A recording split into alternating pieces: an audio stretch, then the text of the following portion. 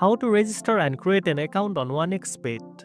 First of all, open the official OneXBet app that you have downloaded from a trusted source. Next, on the home screen, tap on the registration button. It's usually located at the top of the screen. You will be presented with different registration methods such as one click, by phone, by email, or through social networks. Choose the method that's most convenient for you. If you select the one click option, simply choose your country and preferred currency, then tap register. Your login details will be generated automatically. Make sure to save them somewhere secure so you can access your account later. If you choose to register by phone, enter your phone number and select your currency. A confirmation code will be sent to your phone. Enter the code to verify your number and complete the registration process. For email registration, fill in your name, email address, phone number, password, and preferred currency.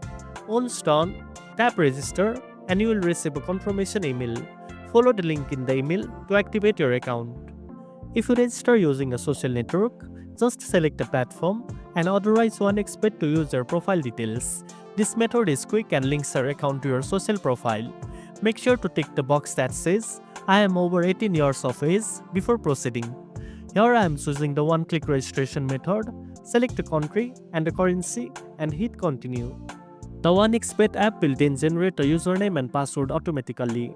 Save these credentials securely, then tap next. Now you have successfully created an account.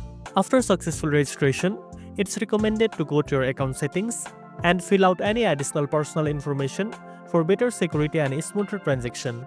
Don't forget to create a strong password if you didn't set one during the process. And that's it. Now you know how to register and create an account on OneXBet. If you found this video helpful, don't forget to like, share, and subscribe for more tech tips. Thanks for watching, and I'll see you in the next one.